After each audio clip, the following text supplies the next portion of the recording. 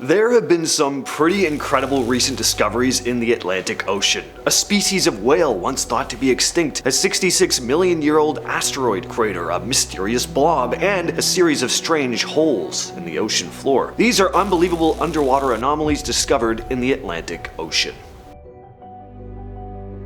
While on an aerial survey off the coast of Nantucket, scientists Orla O'Brien and her colleague were on the lookout for right whales, fin whales, and humpbacks. But O'Brien spotted one whale that seemed out of place. The whale had no dorsal fin, similar to a right whale, but its skin didn't match. Now, after getting a better look, O'Brien realized she was looking at a gray whale, a species that's been extinct in the Atlantic since the 17th century. O'Brien turned to her partners saying, quote, "I don't even want to say it. I don't even want to say what I think this is out loud because I don't think you're going to believe me." The two were in complete shock. How did this whale end up in the Atlantic? Well, O'Brien figures it probably came from the Pacific population, explaining that climate change is opening up pathways that used to be blocked by ice. But O'Brien also said it's unlikely gray whales will return to the Atlantic permanently anytime soon, calling the sighting a quote, once-in-a-lifetime experience. 66 million years ago, something massive slammed into the Earth, changing the planet forever. The event left behind evidence that stayed hidden deep under the Atlantic Ocean until now. A team from Heriot-Watt University has just brought us new details about the Nadir crater, the site of the impact. Using fresh 3D seismic imaging, they've confirmed that this crater likely formed around the same time as the Chicxulub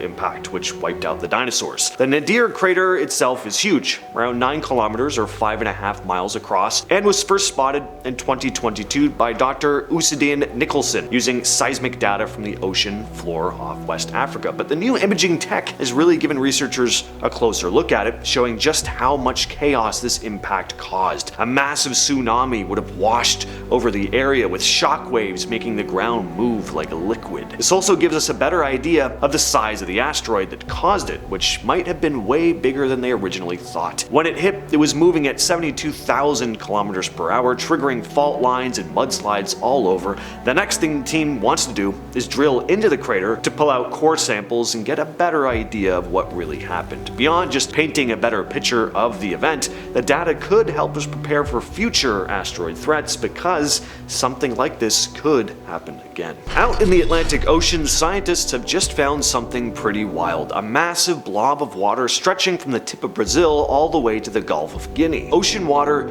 isn't the same everywhere. Instead, it's made up of all these interconnected layers and masses that shift and separate because of currents, eddies, and changes in temperature or salinity. So there are noticeable differences in water if you know what you're looking for. This blob, which they've named Atlantic Equatorial Water, had somehow slipped under the radar until now. Similar water masses exist in the Pacific and Indian Oceans, but researchers had never seen any in the Atlantic. Victor Zerbis, an oceanographer from the Shirshov Institute in Moscow, said that the idea of this water mass missing in the Atlantic seemed pretty strange, saying, "It seemed controversial that the equatorial water mass is present in the Pacific and Indian Oceans but missing in the Atlantic Ocean because the equatorial circulation and mixing in all three oceans have common features." End quote. So how do these masses form? Basically, they're created by mixing of different water bodies. Oceanographers figure out where these masses are by studying the relationship between water temperature and salinity. Thanks to floating devices called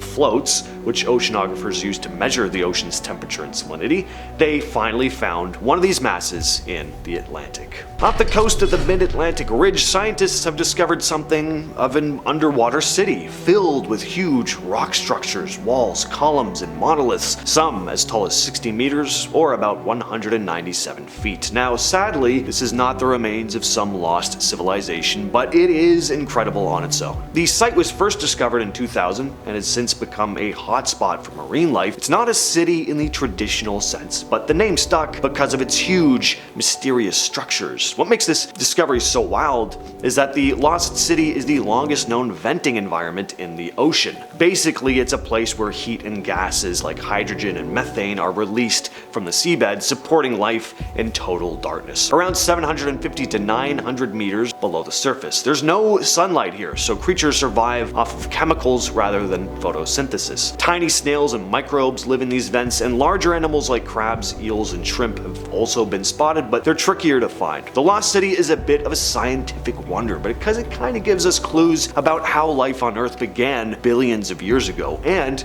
it might even give us clues about how life could exist on other planets. North of the Azores near Portugal, scientists recently made a strange discovery while diving deep into the Atlantic Ocean. About 1.6 miles down, they found a series of holes in the ocean floor, arranged in tracks. They found even more sets of holes about 300 miles away from the first location. The holes, spaced about 4 inches apart, were around 5 to 6 feet long. The National Oceanic and Atmospheric Administration said in a post on the website formerly known as Twitter, the origin of the holes has scientists stumped. The holes look kinda human-made, but the little piles of sediment around them suggest they were excavated by something. This isn't the first time strange holes have been found. Similar ones were discovered not far from this site almost 20 years ago, but scientists haven't found a clear explanation yet. Michael Vecchione, a deep-sea biologist with the NOAA, said in an interview with the New York Times, there was something important going on there, and we don't know what it was. Reinforced the idea there was a mystery we would figure out someday, but we haven't figured it out yet, end quote. A team of researchers recently made an incredible find when they discovered hundreds of dinosaur footprints on opposite sides of the Atlantic Ocean. Led by paleontologist Louis L. Jacobs from Southern Methodist University, they found over 260 matching sets of early Cretaceous footprints in Brazil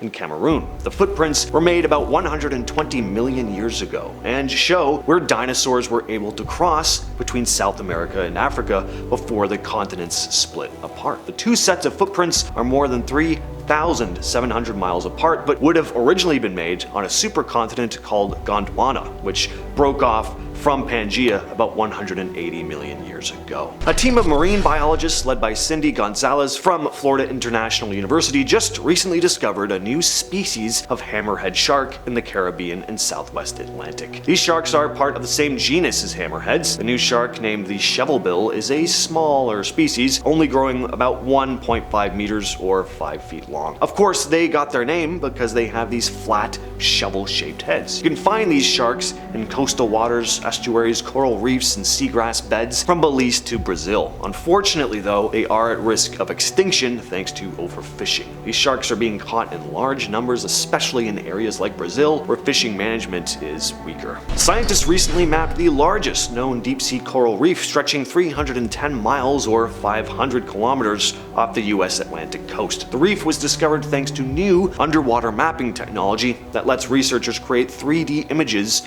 of the ocean floor. The reef extends from Florida to South Carolina, and at certain points is up to 68 miles or 110 kilometers wide. To put it into perspective, it's nearly 3 times the size of Yellowstone National Park. It's much less accessible than tropical reefs like the Great Barrier Reef though, which is why it's taken so long to map. The reef is deep enough that sunlight doesn't reach it. Unlike tropical reefs where corals rely on photosynthesis, these deep-sea corals filter food particles out of water for energy. The reef is home to a whole bunch of sea creatures though: sharks, swordfish, sea stars, octopuses, and shrimp. The team is hoping that with more advances in mapping technology, even bigger deep-sea reefs might be found in the future. A recent discovery off the coast of Brazil has found that the Rio Grande Rise, a submerged plateau in the South Atlantic Ocean, was once a giant tropical island. Researchers from the University of Sao Paulo, led by Luigi Giovanni, spent nearly a decade researching this. The team used autonomous underwater vehicles and remotely operated vehicles, or